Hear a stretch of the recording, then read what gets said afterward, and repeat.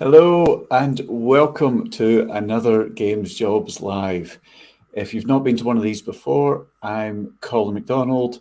I've been working in the UK games industry for about 3 decades now, from being producer on the early Grand Theft Autos and Crackdown to being Games Commissioner at Channel 4 and pretty much everything else in between.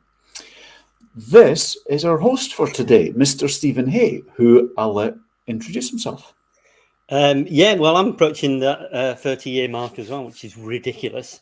So I generally, during my real job, my day job is working with indies. I do marketing for indies, education, mentoring, I love it. It's games. That's what I've always worked in, and it's great to be here with some great opportunities. I think in the north, where we've got a great legacy of making games. So thank you to Colin for inviting me along. No, it's a real pleasure to have you, Stephen. Thank you very much. You've got great experience, great contacts. So it's an honour to have you hosting today, and you'll be introducing all the companies and putting some questions to them afterwards. The whole point of these events, if you've not been involved before, is to make it easy for brilliant studios to connect with fantastic talent, which is you, by the way. Some of you are already in the games industry, some are in the north of England, some elsewhere around the UK or even the world. Some of you have studied games specifically. I know others are from other industries and looking to make the jump across to games. Basically, everyone's welcome. These are just the opportunities, a bunch of great studios, and we're just trying to find the best fit for everyone, get great people into great jobs. Hopefully hearing from everyone today will help you decide which studios and which areas are best and which you should be applying to. Today is all about the north of England. So before we start, Stephen, would you maybe be able to tell us a little bit more about the area and its games industry? Of course. So, having worked here for 30 years nearly in games, I kind of lived through quite a lot of it. But it's great this session today. We're looking at kind of the northwest and the northeast, basically. So both areas that have had significant hands in creating the games industry. In the UK, but in the world, basically. If the UK sparked the world in many ways. And so, kind of starting over in the West in Liverpool, obviously, amazing legacy of game makers in Liverpool, an amazing city. This is the other thing that should be emphasized, is that these places are great places to live. Psygnosis, and then, Sony followed that. And now you've got Firesprite, you've got these big companies that have been around. And then you've got the smaller companies like Milky Tea, who are the sparky innovators, and then you've got universities and you've got schools like the Studio School. Educating 14-year-olds in making games. So Liverpool's not going to stop being a fantastic game city, and it's one of the most creative cities, arguably in the world. I say arguably because I'm from Manchester. Which, of course, kind of moving on to Manchester, there's another legacy there. But again, great resurgence, great kind of spark of games in the 80s, and which leads to, today's big companies like Star Citizen, like TT Games, and also really great indies as well, like Acid Nerve, who recently did Death's Door. You got Oddbug as well. Their game came out recently. Again, great education in Manchester, and still, being invested in Soda. I was on a call yesterday to Soda, which is a brand new school of digital arts in Manchester. Games, massive remit there. Again, this legacy just continues to roll on, basically. And then over in the northeast, you've got kind of that whole kind of northeast kind of coast and a whole collection of cities that all work in games, and great, kind of big companies like Ubisoft are there, to the smaller companies, to the very successful companies that have come out from the indie world, like like Sock Monkey, like Radical Forge, Foxbite, and of course Double 11, who we'll be talking to today. What's good and what we've seen, I think, post-COVID, and I think if you live in these areas and you know anyone who's an estate agent, you will know that lots of people, they're very busy, because lots of people are now going, we don't need to necessarily live in the M25, and they're all moving, up north, and they're moving to the northeast, and they're going, wow, it's lovely up here. It's lovely in, Chester and stuff. And people are kind of now discovering this freedom. So, and there's work to be had up here. There's great studios. So yeah, really good places to live, affordable. We have great food. Some of the greatest Parmos you can have in Middlesbrough. World leading in Parmos and making games. So it's a great place to make games, and it's a great place to continue making games. We're here for good. Absolutely, yeah. I mean, just as a gamer, some of my favourite games have come out of literally the three cities of Manchester, Liverpool, and Newcastle. Some fantastic heritage there, and as a professional in games, visiting those cities and visiting all these amazing studios, some of whom we've got today, has just been great. They've been great cities to visit, and just really nice studios. Just well set up, run by nice people. Very jealous. Yeah, and each of those have great kind of game cluster communities as well. So they're very cooperative and collaborative, especially on the indie side. Perhaps on the AAA side doesn't really lend itself to that, but certainly on people like Gameopolis, like Gamebridge, the Liverpool Games Cluster organisation that Ivan does a lot of work with Catalyst, who help publicise these events.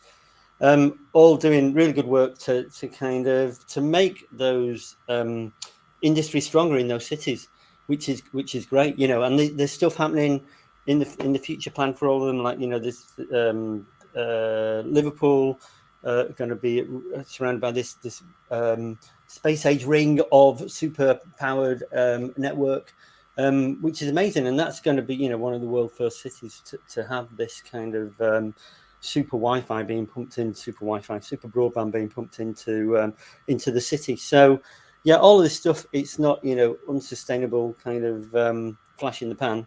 Well, it's been around for 40 years already, so it's not going anywhere. Absolutely. We did a charity event just last week, and it was great. We raised a ton of money for Special Effect, the games charity. But one of our keynote speakers was Peter Moore, who's been at EA, Xbox, Sega, and now at Unity. And he's famously a Liverpudlian. Used to he was CEO of Liverpool FC. So if you've not seen it and you're interested in Liverpool, he talked very passionately about why. He felt so strongly about Liverpool as a great base for the games industry.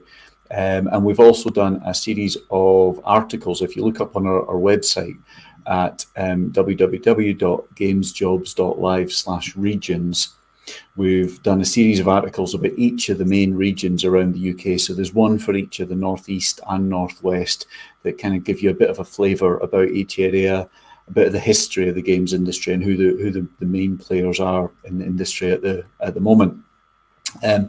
While you're on our website, gamesjobs.live, there's a bunch of other things there. You'll find out about other events that we've got. You'll also find out about the monthly reports that we produce. We do a report every month which breaks down over 2,000 jobs currently going in the UK's games industry. So tells you whereabouts across the UK the jobs are, what positions they're for, etc. So get onto our website and there'll be details for how to sign up to those if you're interested. And then the other thing I wanted to mention was one of the bits of advice we get through from a lot of companies is if you're trying to get your first job in games, it's to take part in game jams. So for that reason, we run our own game jam. We've run 3 game jams already. We've had hundreds and hundreds of amazing games, and we get industry to judge them so we can, it's another way to connect talent with industry. So our next game jam starts on November the 14th. And if you want more details of that in a browser, if you punch in jam.gamesjobs.live, that'll redirect you over to the itch page where it's all hosted. It's a week-long game jam, gives you a great chance to stretch your skills and prove what you've got to industry. So, sticking with today, however, each company only has a few minutes as usual to present themselves, but it's enough to give you a flavour of who they are and who they're looking for. It's up to you to follow up with the companies you're interested in. The onus is on you. In the first instance, you want to be in the Discord. So in a browser, you can punch in discord.gamesjobs.live. That's discord.gamesjobs.live. It'll be scrolling along the bottom of the screen throughout the whole event. If you get onto the Discord, there's some good general chat going on, but each company that presents today also has their own dedicated channel, and they're staffing that right now, as of 10 minutes ago. So get in there and ask any questions you want. Most people obviously have questions after they've heard from the speaker from each company, but they're staffing it already. So jump on now and chat to any of the companies that you want to know a little bit more about, or you've got questions about your particular situation. What we'll try and do is we'll put live questions to the companies after they talk in the stream. So Stephen, I'll pick up on a couple of the questions. If you put them in the live stream questions channel on the Discord, we'll go through them and we'll pick out a couple that we think are going to be of general interest to as many people as possible to put live to the speakers. But for anything else, get into the Discord. The people from the companies should have a green role. So you'll recognize the username, they'll be in green. If anyone contacts you saying they're from a company asking for any personal details, regardless what color their username's in, don't give out any personal details. If anyone asks you for anything sensitive, report them to myself or one of the companies. The companies can all delete and ban people, because we want to keep everything civil and productive. Today's a professional event to get people into games jobs and help these companies and help people that are looking for a new job out. Thank you very much to everyone that's helped promote today's event. We've got a lot of new people involved. In particular, thanks to Gameopolis, to Catalyst, to Yuki, and all the networks and all my contacts around the Northwest and Northeast. Thank you very much for helping share this event. And of course, a massive, massive thank you to this man, to Stephen Hey, who's our host with the most today, who does a bunch of very cool things through his own agency as Hey Stephen Hey. So feel free to reach out to him after the event if that's of interest. But otherwise, I will leave everyone in Mr. Hay's capable hands, and I'll see you all at the end. Excellent. Thanks, Colin. Good man. So the first company we're going to hear from is Avalanche, based in Liverpool. Their headquarters in Stockholm. I did notice actually when Paul, who'll be presenting from Avalanche, his email address kind of ended in avalanche.se. I'm only assuming the .se means southeast of the Mersey, but he'll explain that. Avalanche, kind of deliver AAA experiences, really epic gameplay. They have incredible technology. What is most impressed me, kind of speaking to Avalanche and the people at Avalanche in Liverpool, relatively new to Liverpool. I think they essentially opened during the pandemic, is that they really want to be a part of the Liverpool game dev community. They're really they're not some kind of corporate monster that's kind of come in and gone, well, there's talent there, let's go there and reap the benefit of all that talent. They recognize the city is a great place to be, great place to live, and a great place for games talent. And so that's why they're there. They really want to be part of that community. So great people over in the Avalanche Studios. So I will let Paul tell us more about Avalanche. Hi, Hello. Paul. How you doing? Good, thanks. That is .se is southeast of the Mersey, isn't it? I mean, that's, I'm Obviously. not over-egging that joke. But What else could it be? that's what I thought. So thank you for coming along. Good to have you on the stream today. I'll let you take it away, and then I'll come back with some questions from the live stream afterwards. So, but thank you. You've done this before, so you're experienced hand. So shouldn't be spectacular. It should be, yes. Cheers, sir.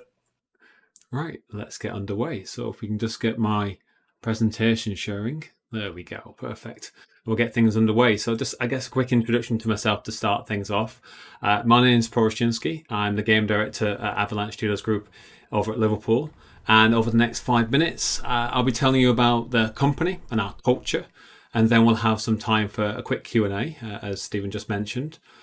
Also joining today's event from Avalanche Studios Group over in Discord will be Gaz, Carl and Alex.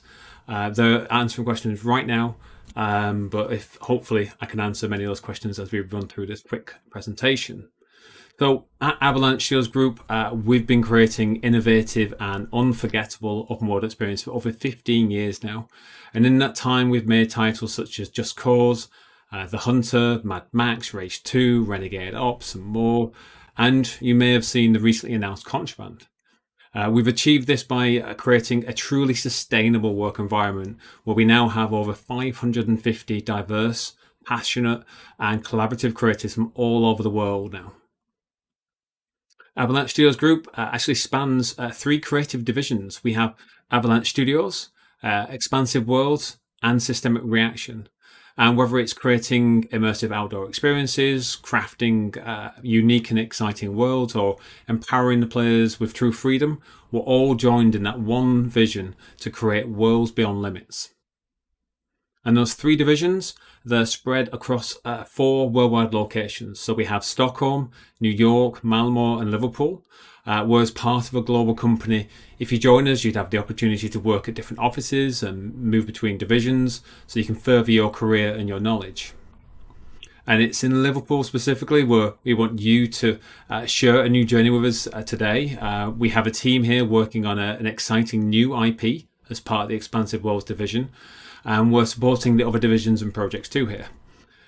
We've already established a strong core team of 40 people, and we're in the final stages of setting up the new office at the heart of the vibrant city centre, which we'll be moving into before the end of this year. So what's it like to work at Avalanche? Well, our culture is what makes life special here. We know that the value of the team comes from great people. So we take the time to find the right candidates, those that have the right skills, but more importantly, the right attitude and spirit. At Avalanche, we value transparency and believe that great ideas can come from anyone. Every voice here matters regardless of your job title, your background, or how long you've been with us. Everyone has a role to play and can help shape the games that we create. Worlds Beyond Limits is our guiding mission statement for the worlds, stories and experiences that we create. It also applies to our culture and underpins what makes us different. We are independent and people-driven, and we believe in goals instead of instructions, enabling you to truly take ownership and be creative. And our ambition is that we want to give you the opportunity to do your best work of your career here at Avalanche. And our core values are based around courage, craftsmanship and passion, and this runs across all of our studios. And we value and are committed to developing a diverse and inclusive workspace. Everybody at Avalanche has a shared responsibility to create an open and welcoming work environment where everyone is treated equally and with respect. And being part of our world is not contingent on where you're from, your gender or sexual orientation. It's all about your passion, talent and creativity. And we believe strongly in promoting a healthy work-life balance, and we avoid the industry crunch by working together, managing our projects as a team and taking shared ownership of our goals. And in Liverpool, we want to become an industry leader in fostering new talent. So we're busy working with universities to create a comprehensive graduate and intern scheme, which we're planning to launch in 2022. And in the studio, we will ultimately house multiple teams and projects across all the divisions here, So there's going to be plenty of opportunities to work on a diverse selection of projects to achieve both your personal and professional goals. Right now in Liverpool, we have a broad range of roles available across the gamut of disciplines, with everything from hard surface artists, animation programmers, network engineers, UI artists, rendering programmers, and more.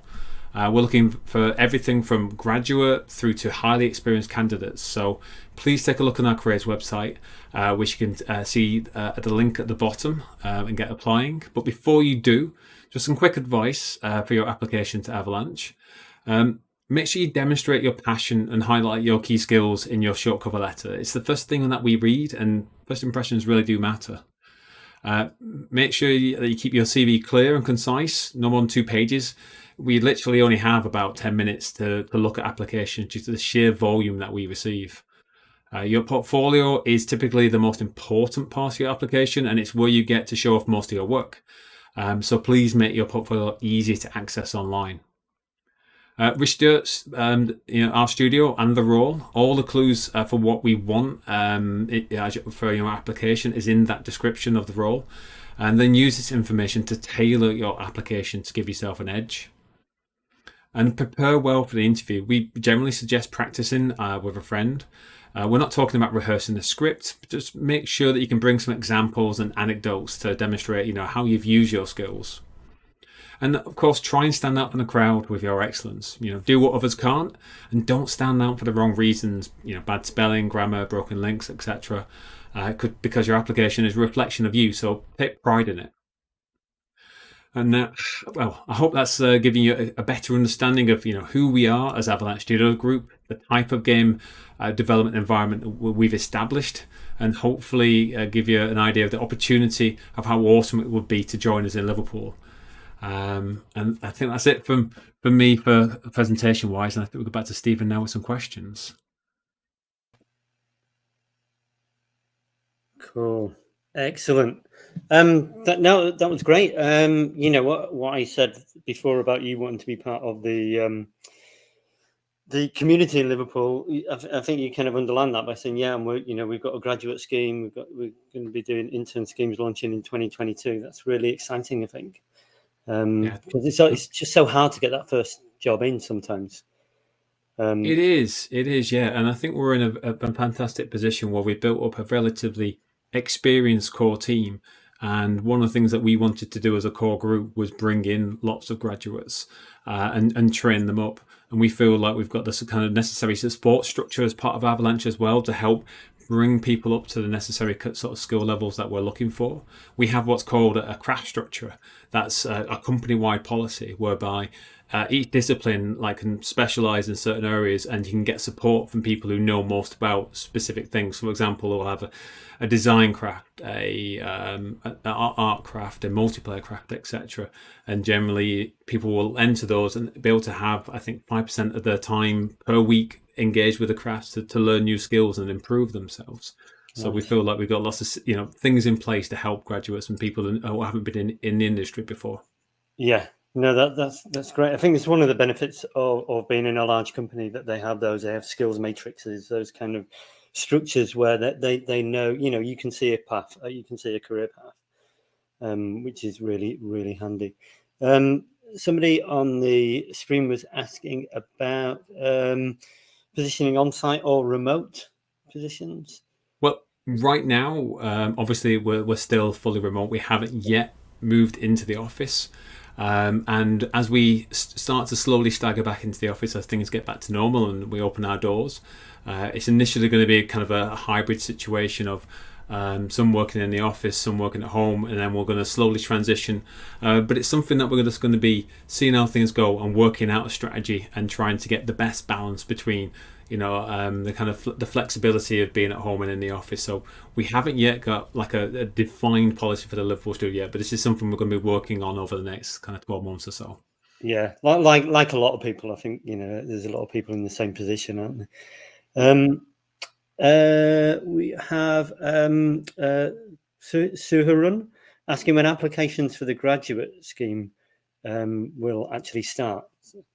I think that's going to be January. It's going to be to my January. knowledge. Fantastic. Yes, yeah. So hopefully, as soon as possible when we get back from in the new year.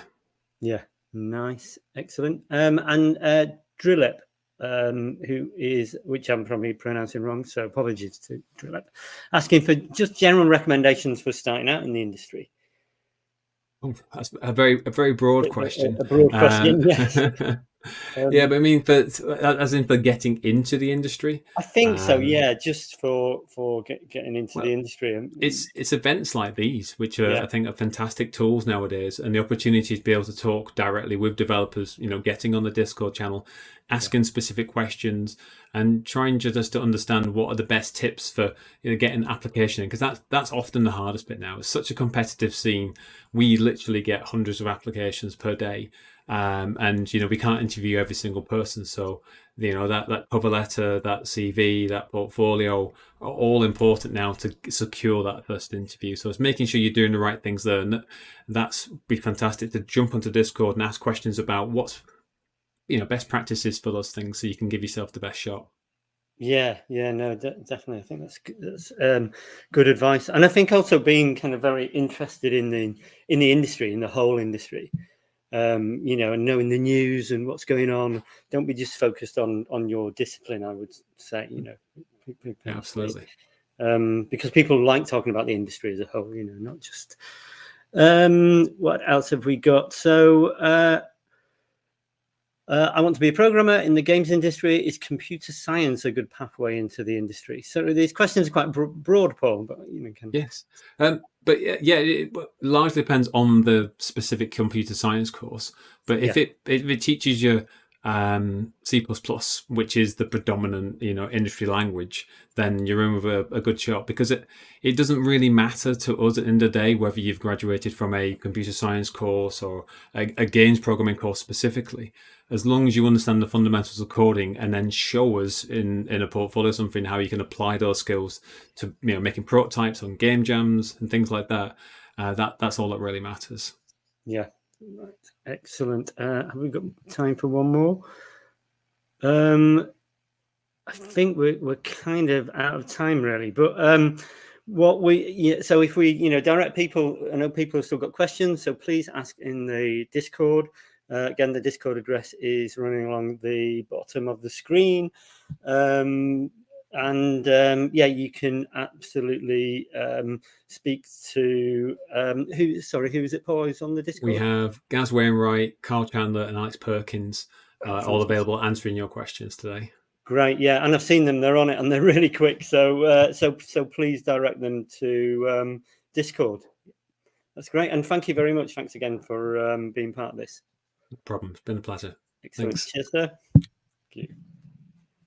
Excellent. Okay, so that was great stuff. Avalanche, just so pleased that they're doing graduate scheme. I think that's just makes such a difference. I've seen some of those happening already down south, and now for that to be happening up here in the northwest is great. It's really good to hear.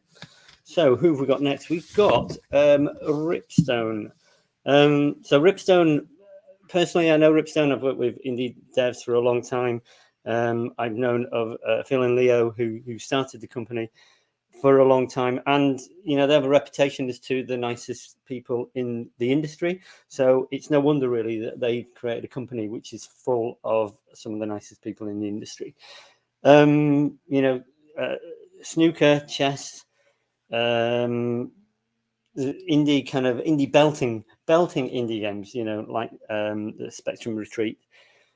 They've kind of forged quietly, probably. I don't think they're one of the loudest companies in Liverpool, but they've been, they're in the Baltic Quarter, great bunch of people, and quietly they have forged a fantastic reputation. And now they're expanding, and they're doing some great stuff. So it's really good to see them kind of being so successful, because they deserve that success. I think last time I was there, though, I did leave my retractable pencil in the office. So if one of you could find that, I might go on Discord and ask about that. And of course, if you go on Discord, hopefully there are some people from Ripstone. I think they were a little bit late starting, but they should be there now. Okay, so do we have? I think it's Jamie and Jen from Ripstone who will be joining us. It's Jamie. Hello. Hello. How are you doing? Hi. Can you see us? Can you hear us? Can you see Yes, us and hear us? there you go. I can only see one of you at first, and then it's expanded. So that's all good. How are you both? Good, thank you. Yeah, really good. Yeah, Thank good, you. thank you. Thank you for that wonderful intro. And you're absolutely right. We're working on some exciting things and expanding. And we don't shout about ourselves enough. No. Yeah, you should shout more. It's why we're here, right? We're gonna shout Yeah, at you for absolutely. 5 minutes about why we're interested and why this is a really exciting time for the company. And why it's cool to have this opportunity to introduce you all to Ripstone. Brilliant. The next few minutes together could be the spark for some amazing conversations that might just lead to an incredible career. Whether you're just getting started out or you're looking for a change of pace, Ripstone may have things for you. So, without further ado, let me tell you a bit about the company. This year, we're celebrating our 10th year as an independent games label. And you're probably thinking, what does games label mean? It means we develop games and publish games and fund games, our own IP. But the emphasis today is on development. We have 2 brilliant studios in Liverpool and Birmingham. And they're working on incredible super secret projects with major global brand partners. You're probably also thinking 10 years. Wow, I haven't even heard of you yet. But that's okay. That's fine. That's why we're here. We're here to change that. And I'm sort of joking. You might not know of Ripstone. You will probably know our games. They've reached around 40 million players worldwide now. So you've probably played Chess Ultra or maybe seen Snooker or played Pure Pool. But we're here to tell you more today about who we are and what we're doing. So we are known for exceptional quality and talent and technical innovation. We're known for the games and we keep good company. We've built brilliant relationships with the likes of PlayStation and Xbox, Steam, Epic, Nvidia, Amazon. I'm not going to just reel off a massive list. There are loads. Our teams get to work at the leading edge of games development on new consoles, on new streaming platforms. They get to work closely with the engineers and teams that are forging the future there. And we create the world's best renditions of indoor sports games like chess and poker, snooker and pool. Which means we get to showcase the very best of our craft and technology. And stunning attention to detail is a key part of our DNA, as you can see from some of these screenshots here. And it always puts a smile on our face to know that our games bring joy and connect millions of extremely engaged gamers worldwide. Our team is seriously talented and experienced too. We have a healthy balance of industry veterans from the old PlayStation days, the days of Ocean and Warthog and many others. As well as new, diverse juniors, fresh out of university, fresh out of other industries as well, who have an amazing passion and more diverse individuals that collaborate effectively in incredible teams. And we're also known for our indie spirit. We value people, we nurture talent, and we have an absolute blast making games. We believe in people first. We all do our best work when we've got a smile on our face. And it's important that everybody feels valued, empowered, and inspired to create games that we're all really proud of. It's really important to us to have the right balance of time inside and outside of work, to feel fulfilled, creative, and emotionally centered. Well-being and mental health is incredibly important to us. I feel like a lot of companies talk about crunch and say that they try to avoid it. But I can just tell you flat out, we don't do it. We don't crunch. We also focus on personal development and growth too. So you can expect lots of opportunity for learning and skills and development and access to events and things like that as well. The cherry on the top of the cake for us this year is that we've just won the gamesindustry.biz Best Places to Work 2021 award. We're also nominated for the Diversity Award as part of this as well, just a couple of weeks ago. And we're very proud of this. It speaks to everything that we stand for, putting people first and culture first, creating incredible environments that inspire brilliant work. And Steve touched on it right at the start. We are a very nice bunch of people. We don't shout about the work that we do quite enough. We are working on that at the moment. And we are growing. We've got incredible opportunities coming this year and into next. So I will hand over to Jen to talk to you a little bit about those. Yeah. Hi everyone, can you see me? Just to let everybody know, we are very COVID safe here. Jamie and I are in the same room, but yeah, lateral flow tests have been done. We're all COVID safe here as well, but we are very much open to coming back into the office, and that's all starting to change now as well. So it's really nice to see a few more friends and people across the table rather than through screens. As Jamie said, we've got lots coming up. As you mentioned, we've got kind of a secret new project that everybody's working on at the moment. So there's some opportunities coming up within the art team, always opportunities for coders, programmers, from the junior level all the way up to kind of senior levels. We're always open to applications from them. Some brand stuff at the moment. We're currently recruiting for a brand manager, and that's kind of a new role to push all the good stuff that we do, because as we've mentioned, we're a fabulous team internally. We know what we do is really good. We just need to tell everybody else about it. So yeah, watch this space. You'll be seeing much more of us hopefully over the coming months. And also within the design team as well. So please go to our website and check out our LinkedIn for any latest posts and jobs that are available with us. We'd love to hear from you. Awesome. We'll be around on Discord as well. As soon as we finish talking here, we'll jump on there and answer any questions, chat to you, and talk to people in general. And Steve, if you've got any questions from chat that you want to fire at us now, we're more than happy to answer those as well. Cool, excellent, thank you. No, that's good. I'm glad you are shouting about yourselves, because it's such a great company. How was your how are you? Can I just ask you the same question again about kind of coming back into the office? What's happening with that? Because these roles they're kind of office based, I guess. We're open to everything at the moment. I mean, we've got people in the office, we've got people from working from home here, we've got somebody working from Greece at the moment that worked in Greece throughout the pandemic. So we're certainly open to individual requests. We're not saying you have to come into the office at the moment, because I don't think that's necessarily possible for everybody.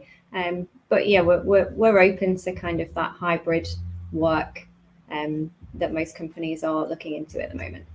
Yeah, we're all about empowering individuals and empowering teams. So it kind of depends. It depends where you are. It depends how you are emotionally and how safe you feel and secure you feel, and then also what's right for the teams. So for my team personally, half of them are still working remote. Half of them are now back in the office.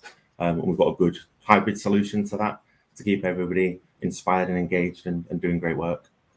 Fantastic. Yeah, so you're really just going on the individual stuff. So that's excellent. What are you looking for in terms of when people are applying? What are the red flags really that you're looking for? Red flags, as in flag, how should people kind of compose what you're looking for in terms of any kind of red flags that you think you're not sure about that, or any kind of the obvious key red flag, and I think everybody will say this in these Q&As, not having a cover letter, or not putting the effort into a cover letter to explain why you would like to join the team. Not doing any research. Like every one of these companies that you're talking to has their website that talks about who they are, what they're looking for. So make sure that feels right for you, and then get that across in your cover letter. And just making sure that your CV stands out a little bit as well. I've been going through some CVs over the last month or so, and there's some really, really basic, just black and white CVs with no spell check, no, just basic formatting. And that's definitely off-putting straight away, especially if you're coming into a creative industry. We're looking for somebody that kind of pops on a CV before we've even kind of spoken to that person. And I've seen quite a few really badly put together CVs. So definitely get your advice, and from a second party, third party, fourth party, and get as much advice as you can with regards to a CV before you send it through. Yeah, no, that is really good advice. I saw somebody's CV once, and it was like a Mega Drive cartridge. Okay. Mega Drive, they've got like a retro Mega Drive cartridge box. and they'd kind of made it up just to get this job. And I think that's kind of, you know, what an important point as well, is that you don't want a job in games, you want this job. You know, when as an employer, that's what you want to feel, don't you? That you really want to work for Ripstone. You're really into this job role. You're really, you know, I think that makes a big difference. Huge difference. Yeah, agreed. Excellent. So I think you're, you know, kind of Ripstone is a very different kind of company from someone like Avalanche or, you know, EA that have these bigger structures. But you're obviously doing something right to get these, you know, employer of the year, you know, kind of workplace of the year. It's amazing, you know. Congratulations for getting that, and you're going up against all of these kind of companies, some smaller but lots bigger than you guys. So what's the secret? What are you doing differently? What's the secret, Jamie? I think so Jen's brand new. So it'd be interesting to get her take on it as somebody that's just come into the company. I've been at Ripstone now for 3 years. I think that the secret to it is that we're very grounded, we're very down to earth, honest, open, passionate, humble. All of those things which I think are incredibly important. And we also grow carefully. We don't go on mass hiring sprees that create problems down the line.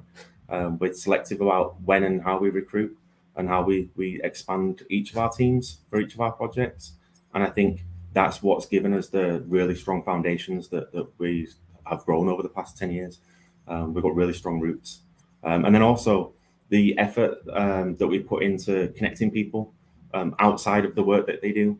So whether it's playing games with each other or going out for a drink with each other, raising money in charity events together, we do a lot of things together that keep people connected and inspired and feeling alive, putting a smile on your face when you come into work and still having that smile on your face when you leave every day.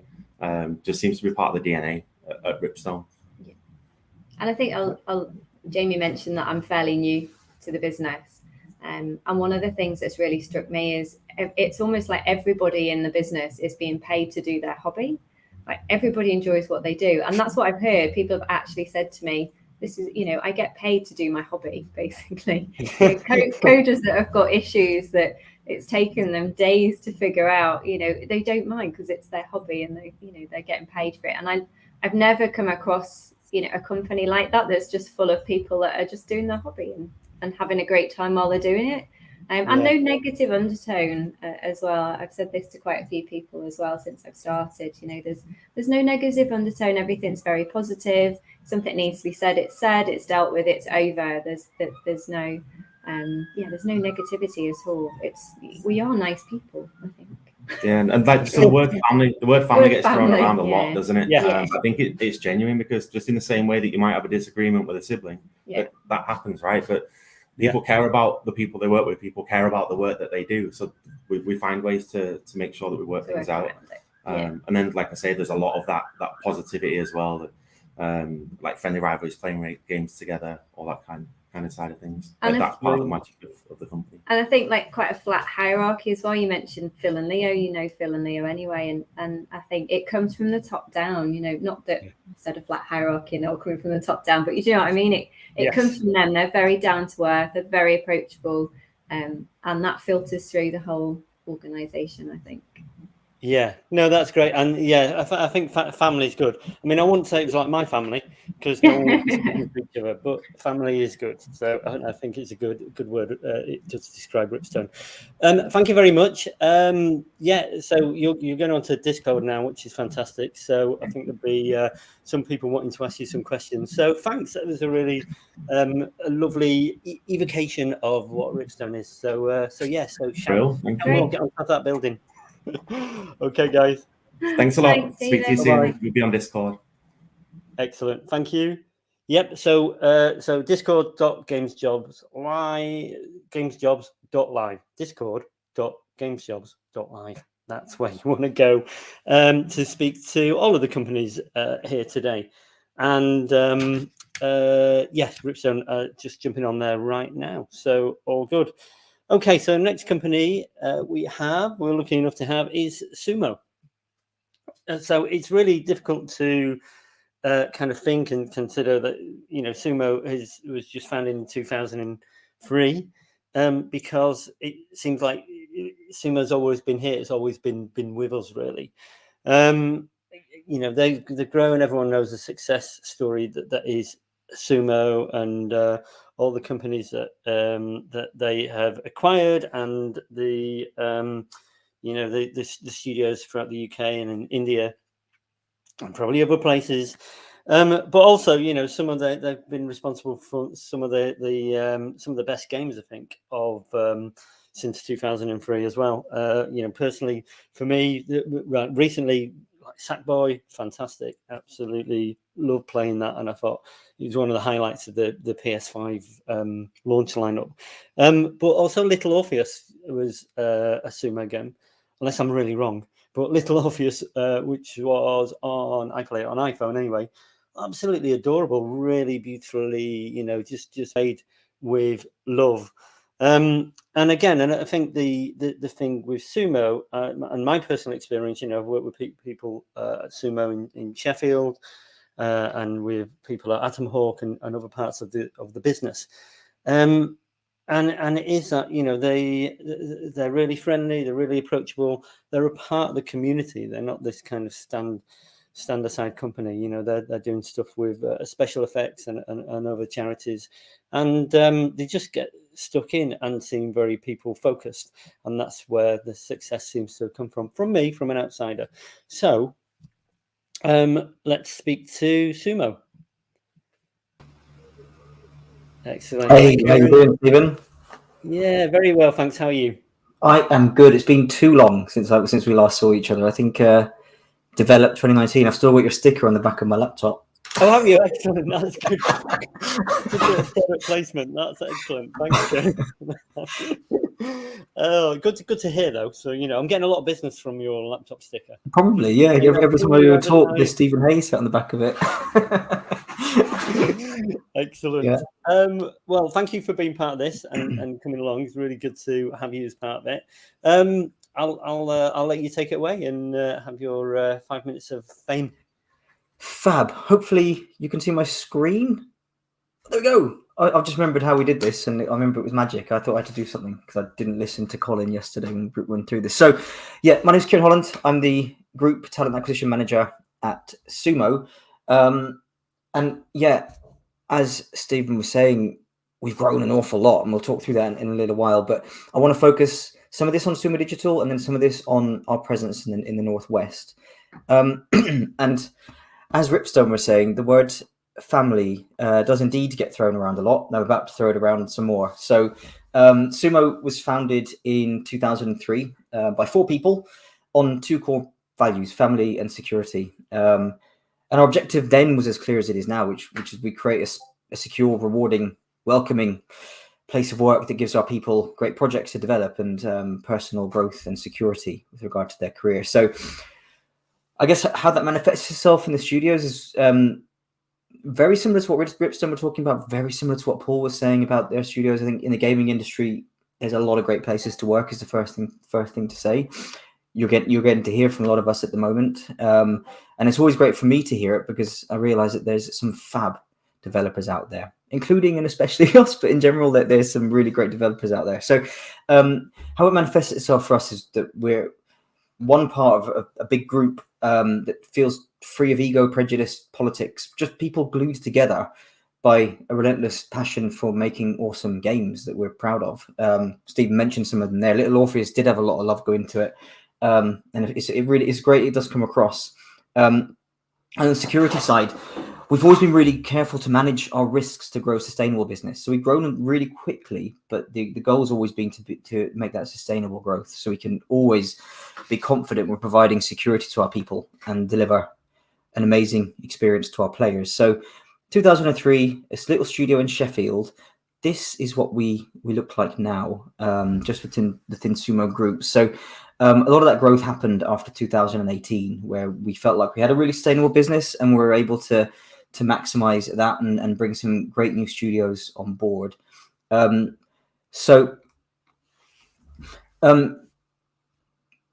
kind of sustained and considered growth across the UK is and international territories, as Stephen said, India, and obviously Pixar now in Poland as well, took place based on the bedrock of our business model, and we weren't going to do it until we were ready to do it. But since 2018, we've grown from 700 people, and this blows my mind a little bit. 700 people to 1,200 in the last 3 years, and the 1,200 people working here, we're working across 40 live projects currently. Many of them AAA titles, some are own IP, co-development projects, and behind that we've got 195 open roles. Like I feel like I'm spending time on this call, but at the same time we're still working on a huge number of open roles across the network.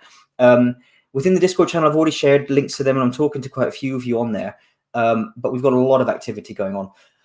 Those roles sit on projects at each one of these studios, but realistically, about half of them, just over half of them, can accept remote people who want to work on a project in a studio but can't be based there.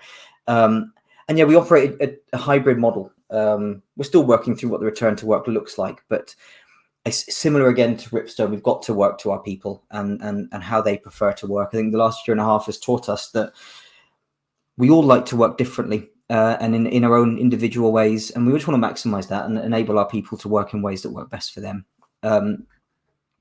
But I think what I would love to talk about now is let's focus on our presence in the Northwest. There's 90 open roles. Half of them will take people in the Northwest if they can't relocate elsewhere, but equally, let's look at what we've got in Warrington. So this studio is made up of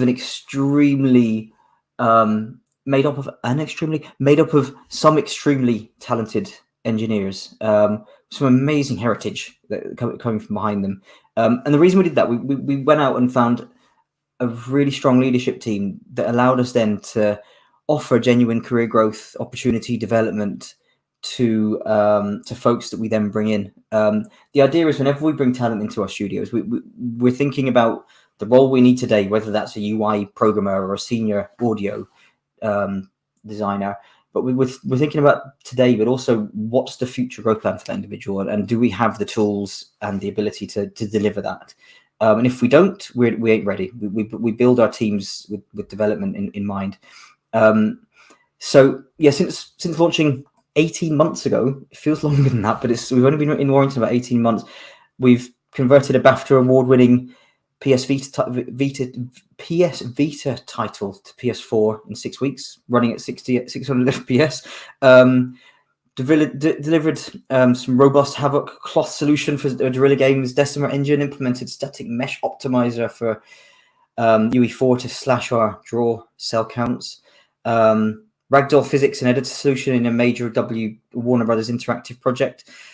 We've worked on a really wide range of projects. The Warrington studio sets itself out as a center of excellence for tech, whether that's problem solving, developing builds, engines, blah, blah, blah. We've got some very solid talent in that studio to help us do that. And that talent is now enabling us to build out a bench strength of programming talent, junior programming talent, senior programming talent that we're able to develop and bring up through the ranks. So I've gone a slide too far there. Apologies. Let's go back. I'm not quite finished on this yet. I know about 5 minutes. I'll be really quick. So the studio is made up of 4 leaders with an average of 25 years experience behind them each, including a co-founder of Evo Studios who did I've forgotten. I had it noted in my notes, so I've deleted it. But fantastic studio in Warrington, and 16 years before that, working in cutting-edge first-party Sony development.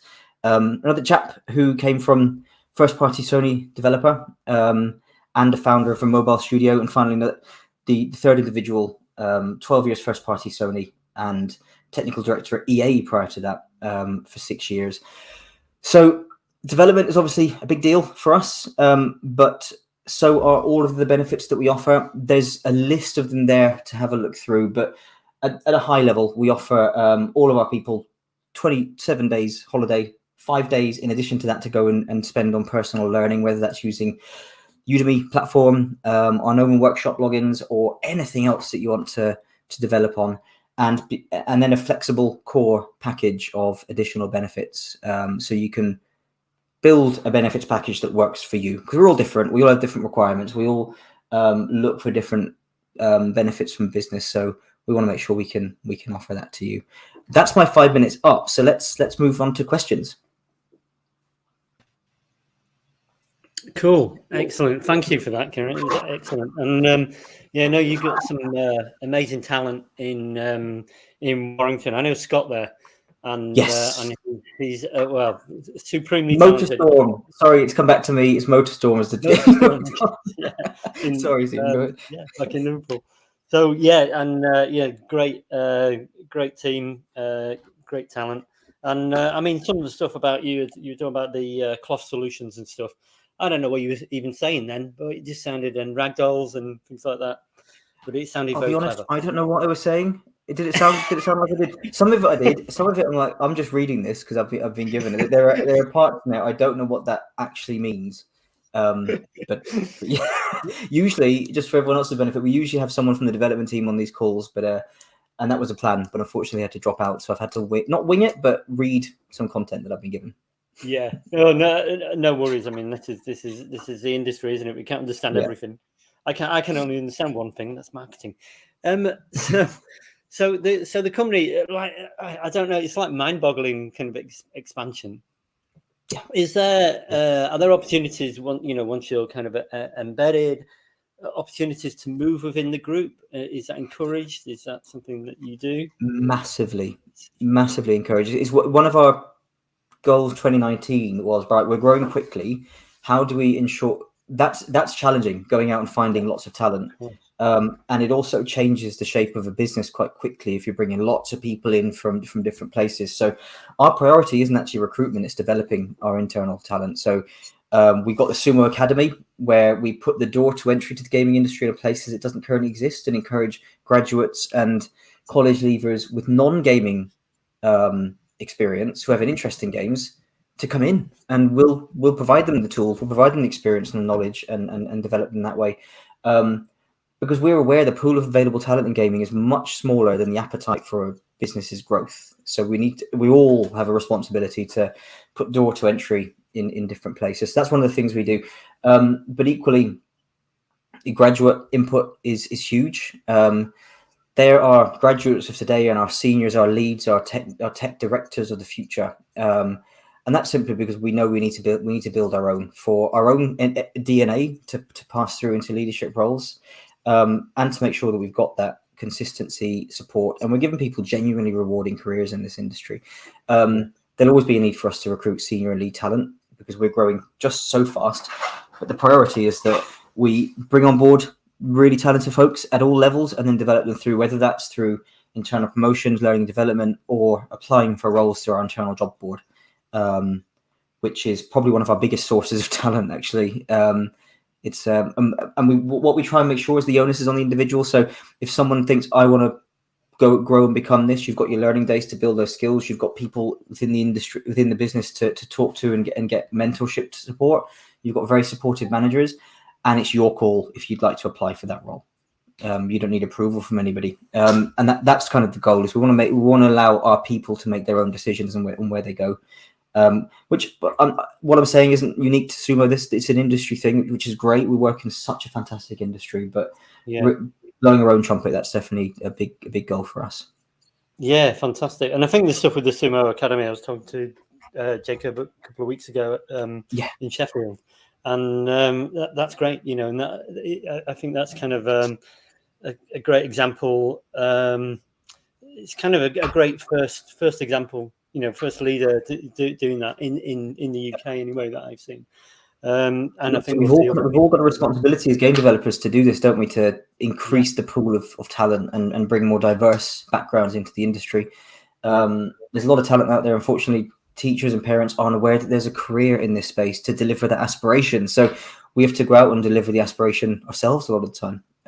Just to give young people the visibility that actually that you can get a job in games, actually, and also that, and that's not just about programming or even art. It can be about community management. It can be in esports. It can be.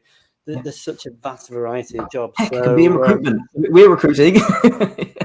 my team's growing. Exactly, this is the thing. Yeah. So I have had that thing where people kind of either don't see games as serious, or don't Yeah. see games as actually even lucrative, and they say, well, Completely. Yeah. well, you can't make much money in games. Absolutely, you can make a lot of money in games, especially in certain areas, and 100%. And like Ripstone said, it's a job that people enjoy doing. Not only do you have a genuine, rewarding career, but it's doing something you really enjoy, whether it's problem solving on the tech side and the engineering side, or doing art, or game design. We're really lucky. We're surrounded by people who enjoy what they do and get paid really, really well to do it, and are able to build really good careers within it. So I kind of see it as on us in lots of ways, especially studios like Sumo. Now we are the size we are to go out and deliver the aspiration and be part of that solution, the longer term solution in terms of building more talent in our space. Yeah, cool. I'm just going to ask you the same question, Kieran, because I know you're looking at CVs every day. What are the the standout CVs? What are they doing that others aren't? So Paul gave some wicked advice on this actually earlier, as did Ripstone a moment ago. Yeah. For us, because we've got such a wide range of studios, there's a home for everybody in terms of skill set, culture fit, blah, blah, blah, blah. But having said that, portfolio-wise, range is really critical. We've got 40-odd live projects on at the moment, and our people get to work on Project A 1 year and get to move to Project B the next year. We can be going from a high-concept fantasy to open-world action or racing games or 3D platformer. So when it comes to art, animation, audio, range is really, really important, as well as displaying a fundamental level of ability. When it comes to CVs, cover letters are important to some hiring managers. So I probably, as a candidate, play to that denominator and create cover letters to most applications you go for, and explain why, in addition to the bullet points on your CV, you match what that role is looking for. So kind of carefully interrogate a job specification, and what you can clearly demonstrate you've got, stick it in your CV as a bullet point. What maybe you don't have as much of you can't as clearly demonstrate. Maybe it's a project you worked on outside of work. Maybe it was a game jam you did, whatever it might be. Stick that in your cover letter, and get personal. Relate to the projects that studio works on, or some of the people that work there that you might have met in an event. The best CV, there's been some good examples of good CVs. The best CV I've ever seen. I love the example you gave earlier, Stephen. We had someone apply to a role with, and their CV was a level on Animal Planet. And they took you through all the various rooms, and each room had different experience. And of course, they changed this for every studio they went for, but the floor in the room in the CV they gave us was Sumo Digital everywhere. It's obviously they stick a different texture on for a different one, but it was fab. They got offered a role. They currently work here. They are awesome. But that's one of the most creative CVs I've seen. Not saying you wanted to do that, but but just think out the box a little bit. A good TV gets talked about. A bad CV, unfortunately, gets talked about as well. So as Paul said, like attention to detail, all that kind of stuff is critical.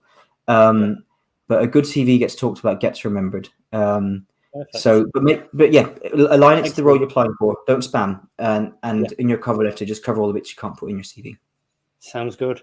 Excellent. Thank you, Kieran. And thank you again for being part of this. You've got people on Discord, so no, discord.gamesjobs.live. So go there and ask the Sumoans. I do. Yeah, quite a lot on Discord that I need to go back to now. Excellent. So thank you very much, Kieran. And I'll see you again. I'll give you a key ring next time. Oh, amazing. Got loads of stuff now. I'll take both. I'll take whatever I'm given. It's great to see you, dude. Thank you. See you soon. Bye-bye. Excellent. Lovely. This just games industry is just full of lovely people.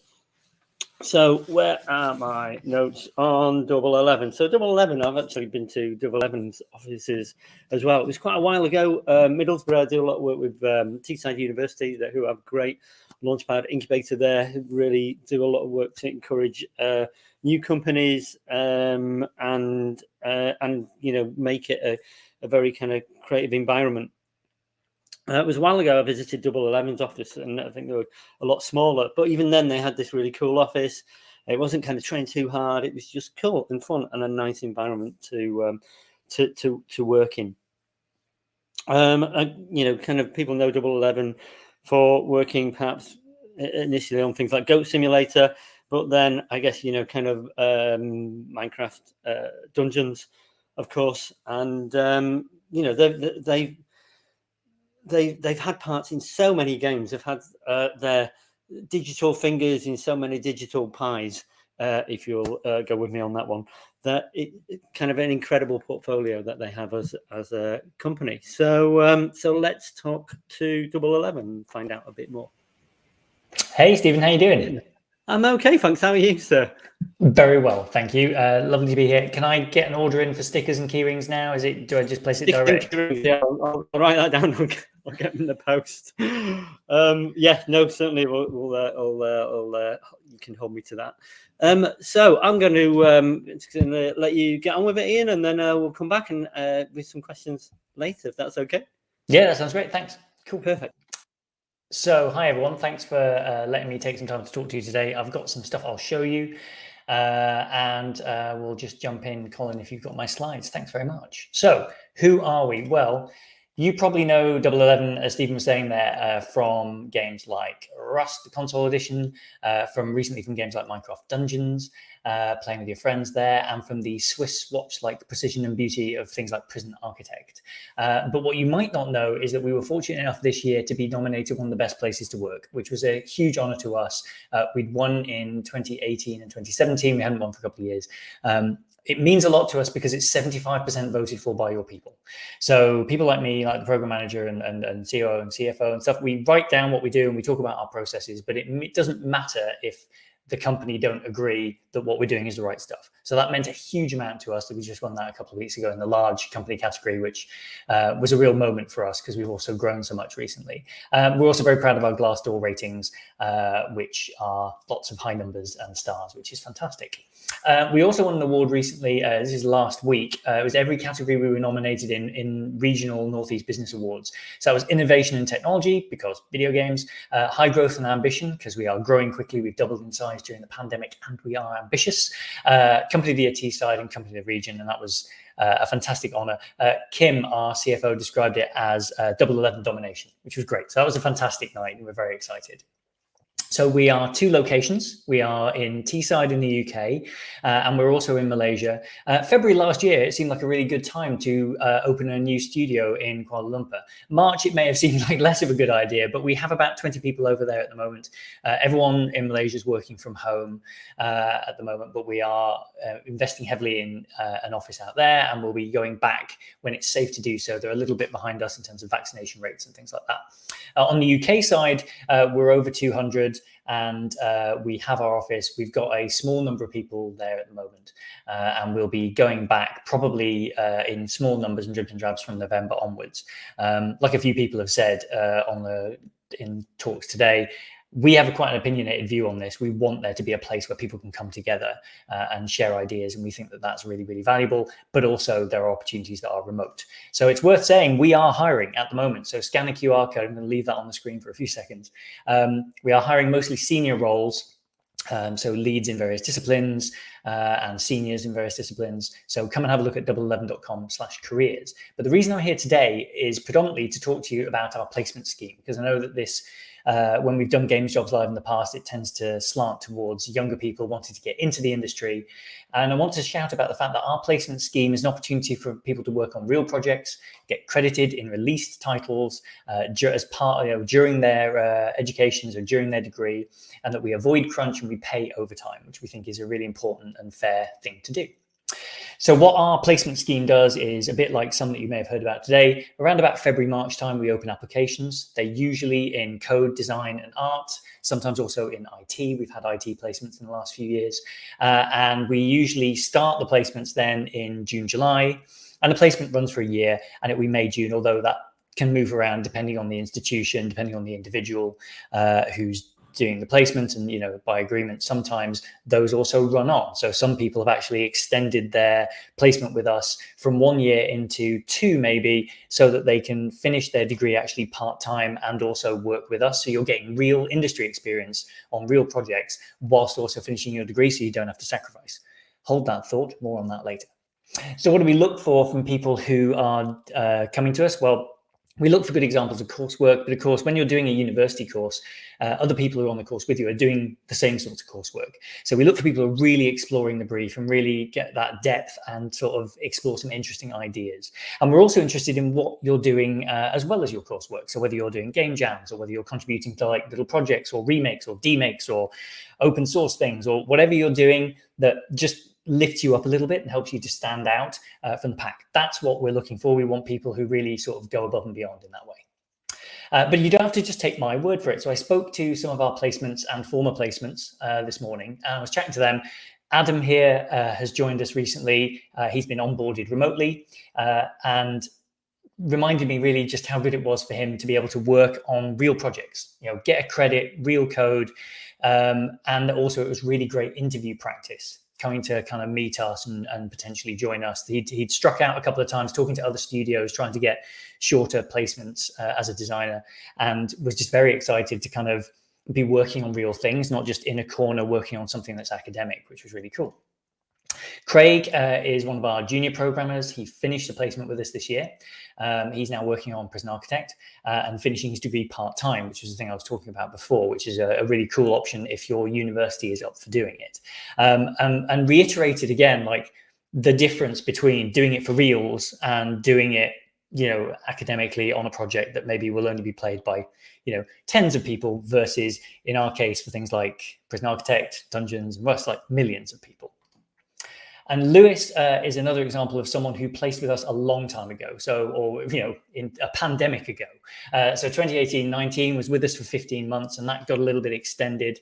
The amazing thing, Lewis is a really interesting story because he got to work not only on Prison Architect, but he also got to work on a little bit of Rust, some Dungeons and Crackdown 3 as well. And I think it's worth standing back and just thinking about the significance of working on titles of that size and that scale with development partners. So we really do work on some amazing stuff, and we really do throw everyone into the mix and let everyone like really develop and do some great work there. And he was given in particular ownership of something. So it was like ownership of features and stuff to work on and really kind of like figure out the solution to it in a safe way, but in a way that kind of really developed you as an individual. So that's a whistle-stop tour through everything we're doing. We think we're bossing it.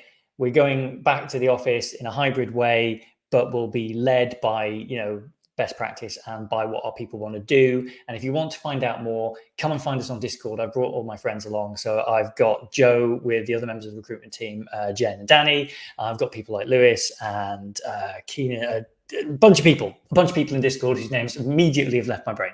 But come and see us and we'd love to talk to you. Thanks very much. Excellent. Well, I think you're bossing it as well. Actually, it sounds like you totally are. The scheme sounds great. The scheme that you talked about. So I guess when you're fully back in the office, will that be taking part in the office? I guess. Yeah, so we'll onboard people remotely now, and we've done that through the pandemic. The going back to the office thing is worth going into a bit more detail, I guess, because we do feel like you can take a view, right? So small studios are like often looking at really, really hybrid or remote things and just working from wherever. But we want to create a world-leading place to work, right? And that means having a place that's a center for people to come together to. And that means also that we can be flexible enough and say, if you're working on something, some really complex coding problem or design problem or something like that, if you can work away or you need some headspace to go away, go and do that. But we'll also create some quiet places for you in the office to go and do it too. So it's about flexibility and freedom. I think work has changed a lot in the last 18 months. And we just want to embrace that, but with a quite an opinionated stance at the center of it, which is that we think coming together is really valuable, especially where we are geographically as well. You were talking about the importance of these big projects being in the north of England. You know, there's this idea that you might have to go to the south or go abroad to work on incredible projects. Like, there's some incredible DLC for Minecraft Dungeons that was born in Middlesbrough. Like it wasn't just a port or an add-on or extension. Like the guys on the team came up with these amazing new concepts. And like the Jungle Awakens DLC for Minecraft Dungeons is now a Lego set. It was in Matt's brain, and now you can purchase it as Lego. That's awesome. And it came from the Northeast. It's brilliant. That's very well. Well, he's very excited. tell you that. Good. There we go. He's so excited. He's the biggest fan of of that of that particular product. I totally get that kind of need to be in the office. I think especially when you're bringing people, new into the industry, which is an amazing opportunity. And I think it's really cool because, there's so much talent, and especially, I've seen it in the Northeast with the schools in Sunderland, with Teesside. Yeah. You've got really high quality of courses there, the high caliber of students coming out of them. For them to have the opportunity to come up somewhere like Double 11, have that on their CV is tremendous. Exactly. It's high bandwidth communication as well. So at a point when you're learning the most early in your career. So our hybrid model does lean more to sort of more flexibility the further through your career you are, right? But that's also because that's when you need it. Because if you take, to selfishly speak about myself as an example, like I've got 2 small children, being able to work from home more flexibly is fantastic. But when I was early in my career, in my early 20s, that's when I was in studios late at night fiddling with stuff, or would go on trips for like business and stuff. And I had that flexibility and I could do that. And there's those incredible experiences where you come together as a team under, like, when you're trying to solve complex problems. Yes. And I wouldn't trade that. Like, no great industry story ends with someone going, and then I closed my laptop and went outside. Like, it's just not, that's not how the talk at DICE ends, right? Like, so we should avoid all the bad stuff. And we all know what it is. We're all talking about crunch. We're always all talking about people not being looked after and stuff. And we are working super, super hard to make sure we avoid that.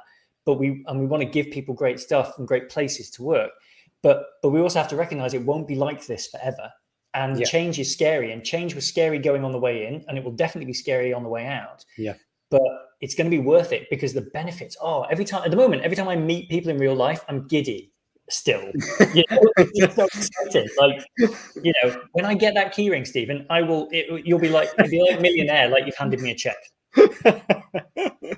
Excellent. Well, I'll look forward to that. If you're at Develop, I'll be there. But I don't know. But I'll certainly be in Middlesbrough again quite soon. So a few people on the chat are asking about if you help with relocation or not. We do, yes. We've actually relocated 10 people from overseas already in the last 12 months, I think.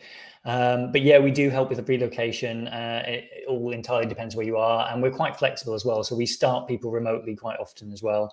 One of our lead designers, I think we started remotely from the US and then came over to work on stuff. So yeah, we do a very white glove service for people because we are growing rapidly, but we still don't want to lose that quality of interaction, because we want Double 11 to be a place you come for your career, not just a place you come for a couple of years, ideally. Nice. No, that makes a lot of sense. And there's a Mr. B. Johnson saying, could you relocate some lorry drivers for him? I did see something on Twitter about lorry drive. Like, if you've played enough of Euro Truck Simulator, you should be able to get an HGV license. You're probably allowed now, actually. Yeah. How do you? So I know kind of early on Double 11, when they were kind of evolving as a company, you kind of bond for having, like, you go paintballing or whatever. How are you doing that? And it's kind of, especially, how are you doing that during when you can't go paintballing? Although actually the kit is very good, isn't it, for pandemic? You are in a visor and stuff like that. There's been a real lack of paintballing, that's true. And so we've done a few things. We've done regular team lunches, which we encourage people to expense their lunch and things like that. So that's something we can do over Teams in this kind of setting. There were a lot of social things like football and like Dungeons and Dragons and stuff that we used to do in the office as well, like little teams of people doing stuff. We definitely obviously haven't got together and played like Couch Mario Kart and Smash Brothers in a while. Football has started again in kind of small ways. I think like small groups of people have sort of started to do stuff. So I think it's starting to emerge again. We've been really cautious because we wanted to be responsible about what we thought was safe. And we didn't want to encourage people too soon to be getting together to do stuff. So we're looking to do an end of year party, which will potentially be a little bit a kind of first kind of big get together for us all, but we're approaching that with extreme caution.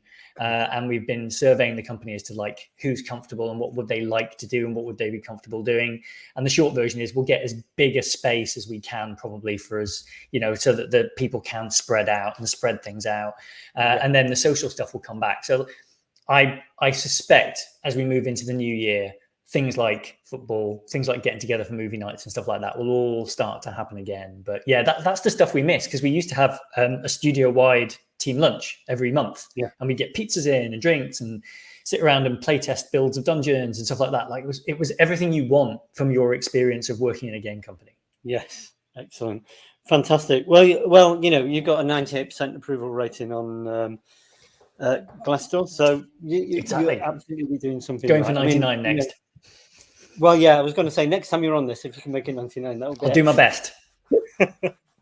Excellent, and I will pop in next time I'm in town. So please do. That'd be great. Well, thank you very much. Thank you so much for being part of this. Thanks for being always a pleasure. Discord, and I know people are going to be on Discord for a bit longer. So from all the companies, so it's discord.gamesjobs.live. So please get on there and ask Ian and the rest of the team 11 questions. So, but thank you very much for being part of this.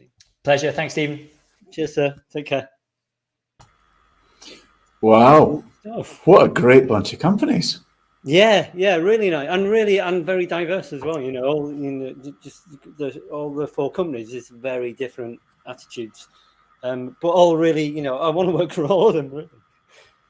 Yeah, and brilliant locations as well. I mean, there's not one place I wouldn't be happy going to. Well, particularly with Sumo, with you know, they've got every place almost, you know. But yeah, great set of opportunities, and I see all the Discord channels. So that's been fantastic. So yeah, great set of opportunities. I'm just hoping that we see a bunch of people in their next dream job as a result of this. Yeah, no, it just shows, you know, I think just, you know, people love games. People are not in this industry just for the money. Hardly any of them are in it for the money. You know, it's kind of passion, basically. You want to make games, you want to be part of this industry, and it's great. And that's what makes it unique. I think Jenny was saying that about Ripstone, saying that they're being paid to do their hobby, and if you can, and that's a real cliche, but if you can do that, if work isn't really like work, you cracked it. You're winning at life, really. I know I'm coming up with all these cliches, but you're winning at half your life anyway, and it's so important because you spend a lot of time there. You know. Absolutely, yeah. The quote I keep coming out with is it's an old Confucian quote, which is "Find a job you love, and you'll never work a day in your life." And I absolutely believe that's true. My 30 years in the industry, it still feels like, you know, I work hard. It still feels like a job, but it's way better, way more fun than most things I can be doing. So if you're already in the industry, you'll know this, and there's downsides as well. But if you're not in the industry, then there's pros and cons, but overall, it's a great industry to be in. Excellent, good stuff. Great. Okay. So that's all the companies that we've got today. If you're not already on the Discord, I've seen some people on the YouTube. Not on the Discord. So the companies are still going to be staffing the Discord for another half an hour. So if you want to ask them questions, and you've missed your chance so far, get on the Discord. The address, which if you punch into a browser, so you need to put it in a web browser and it will redirect. So go into a web browser and punch in discord.gamesjobs.live. That's discord.gamesjobs.live. Go on there. You've got half an hour to still get your questions to Avalanche, Sumo, Ripstone, and 11. Great people from great companies. So get on there. If you've registered to watch this event, in about 5 minutes' time, you'll get an email which will have direct links to all the companies' recruitment sites, because after they leave the Discord in half an hour, it's basically over to you. It's up to you to get applying for the jobs and companies you think are a good fit for you. So we'll make it easy for you. We'll send you the direct links to their websites. If you don't get that or haven't registered, obviously they're all easy to find anyway. Just Google them, but get applying directly for the jobs that you fancy. If you want to rewatch any of this or you want to pass it on to anyone else, the YouTube link will just be the same. This will just stay up indefinitely. So feel free to rewatch any of the presentations. There was some great advice given throughout them all. So rewatch them all at the same YouTube link. If you've been watching this on LinkedIn Live or Twitch, you'll get the YouTube link from the registration email, or just go into YouTube and search for Games Jobs Live.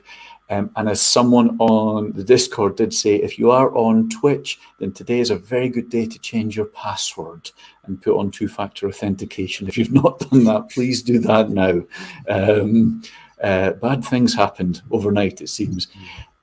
So it just leaves it for me to wrap up. If you have liked today, please do like and subscribe. We've done dozens of these events. We're hoping to do dozens more. So subscribe to the channel and find out more about them.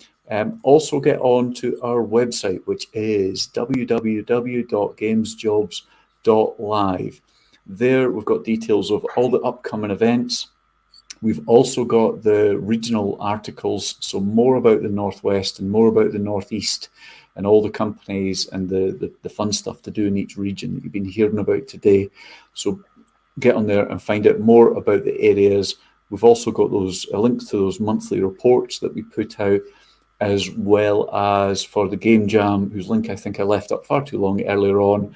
But if you are if you're at the start of your career and you want to take part in game jams, the Games Jobs Live one is a good one, obviously.